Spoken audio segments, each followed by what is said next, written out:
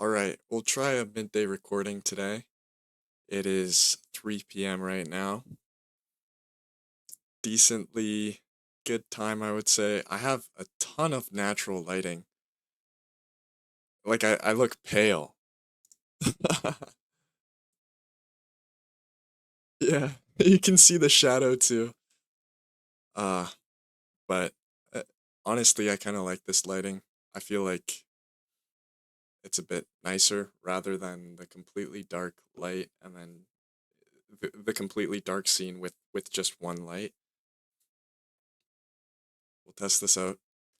I was thinking of getting a haircut pretty soon because I don't really like my style of hair right now. I like it long in the front, but I'll probably cut a lot right here and the back and even the sides.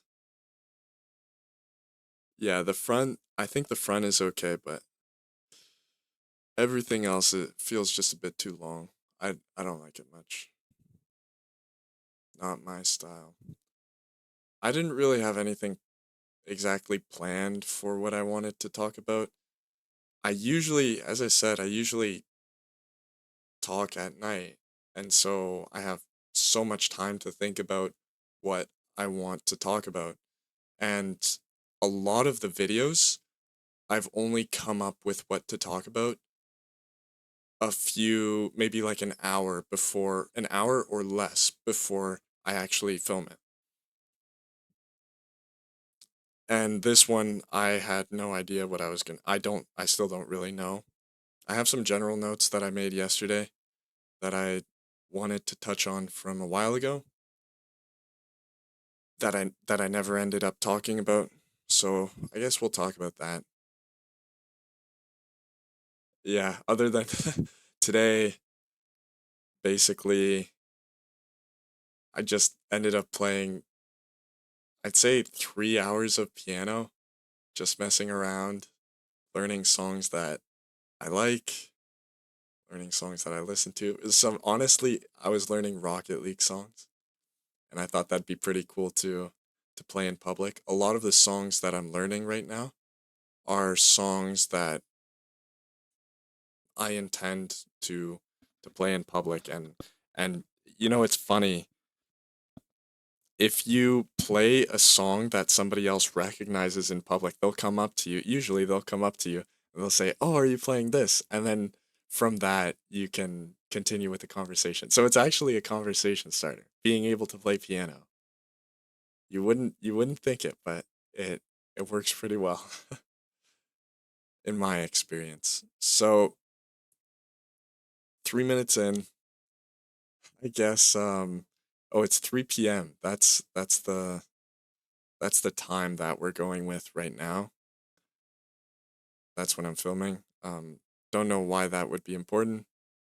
I guess kind of like midday vibes, midday vlog. Okay. Back to the point. I literally just wrote the question, how do souls work? So this one, man, this one's a really deep topic. Like, have you ever thought how how do I even exist? Like my consciousness itself, like how does that even work? Like try it. I don't even know how to describe it, but like you're actually living and this is like your body, like you can move it where you want to and you have control over this and you have a mind too and you can think things, but like what I'm trying to ask with this question is, what if you had no body? Okay, well, you'd have like, I'm thinking more along the lines of, okay, well, you'd have a brain, you'd have consciousness. So you could think things. You would still be yourself, but you just wouldn't have a physical avatar.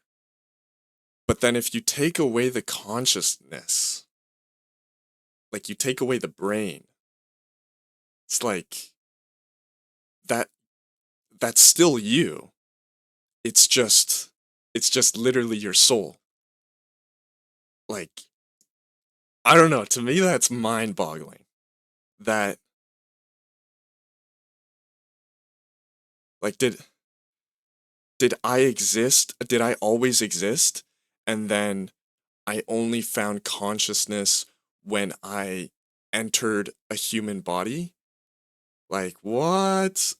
Or did my soul only become present, be created when my body was present?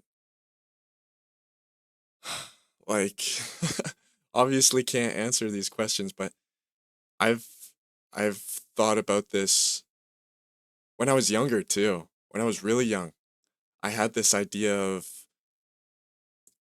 what I learned is called solipsism, which is basically the idea that you don't know anybody else exists. You can only know yourself exists. And I had more the thought that everyone else could be robots, everyone else could be NPCs, could be rendered only in the distance that I can see, like chunks, like Minecraft. And then everything outside of that, it doesn't exist. But there would be no way for me to know because everything that is in my proximity, everything that I take a look at is activated. Think the Truman Show. The Truman Show does this really well actually. I highly encourage you to watch it if you haven't. It's a bit sad, serious, but I really like it. Basically, Truman, Jim Carrey, he lives his entire life in this city, but the city is actually fake. All of it is fake. All of them are actors. Everything's artificial, and they always have cameras on him, recording him, and it's a live stream of a TV show. It's a live TV show. So you can always see what Truman is up to and see how he lives. And I think his parents too were actors. Really, really wacky stuff. So basically, there nothing else in that movie. It's set up so that they try to guide him where they're setting up the stage. If there's a dance going on, they'll try to force him to go to the dance. Like a bunch of people will talk, like all of his friends will talk about the dance and then they'll go over to the dance. And then they'll have the dance set up and everything else in town will be empty, quiet, and nothing will be working basically. Like there won't be lights, like there won't be daylight literally. Or just random things like that. So at some point he figures out that yeah, his life is a lie and then he escapes. Okay. Yeah, and if you want to go like the Andrew Tate pill, I guess, you gotta escape the Matrix. You gotta escape the Matrix. No, that's so stupid though. Um, man. Yeah, going back to the point though, solipsism, where it's like there is no way for me to know that anybody else is real. I know for sure that I'm real. I mean, my sense, I don't even know it. I guess I don't even know if I'm real. Like thinking back to the Matrix, like what does it even mean to be real? So I can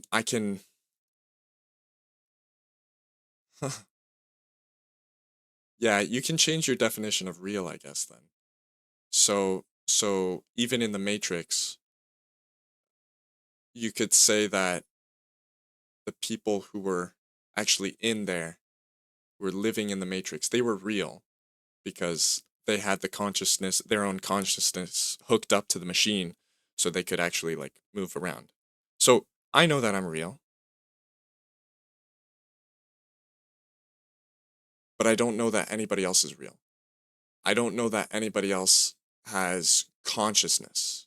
It might be a good way to put it. But I feel like I have agency where I can control what I think, I can control what I do, and I have complete control over that. Just an interesting thought though. It's weird to think about when you're actually hanging out with people. Like you just think this guy could actually just be an NPC, like completely fake, and I would never know. My best friend could be completely fake.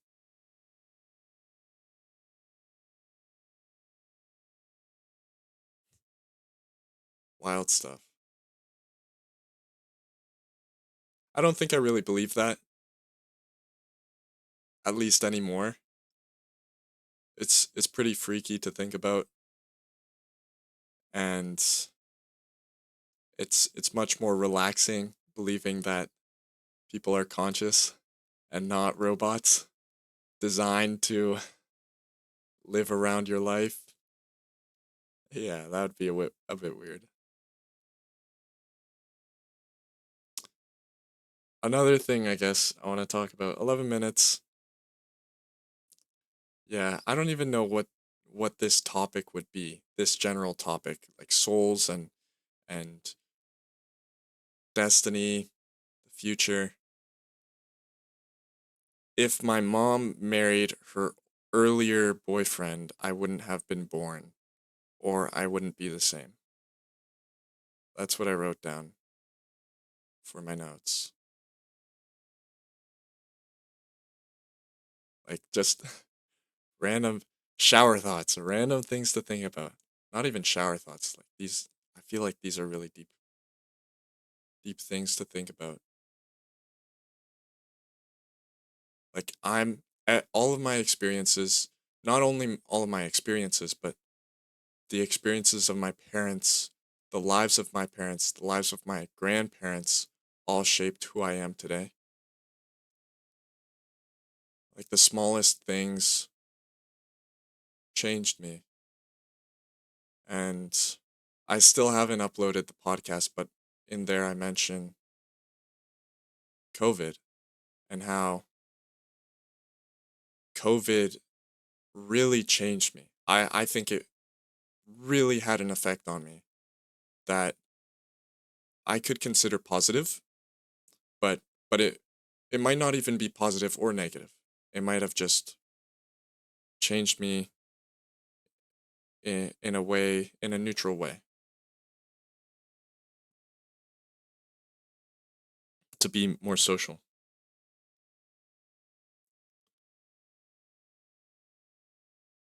Yeah, just like, and then of course it's always funny thinking, you know, if I don't know, if my sperm, if the sperm that I am, you know, like when back when I was like before I was a baby, if that sperm was, I don't know, a little bit slower, then I could have been Giga Chad, or like blonde hair or something random. Maybe not blonde hair because blonde hair is pretty genetic. Hair color is pretty genetic. Yeah. Take away from this: be thankful, be grateful. Even if you're not, yeah, even if you're not Catholic or you don't believe in religion, just being,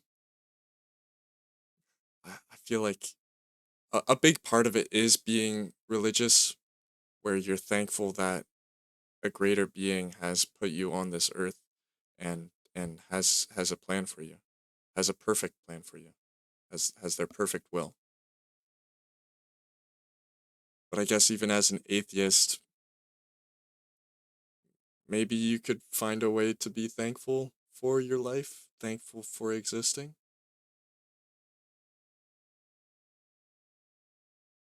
Like, no matter what, you're gonna be better at something,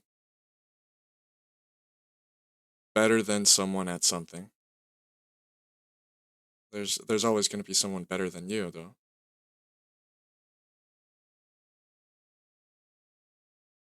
Yeah, just be thankful. Be happy that you exist. Be happy that your soul spawned in.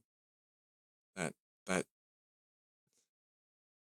yeah, that you're living. What a wild, yeah. Souls weird. Souls are very weird to think about. Because like what if like there could have been another soul that took my body, you know? Like I could have taken any my soul could have taken any body.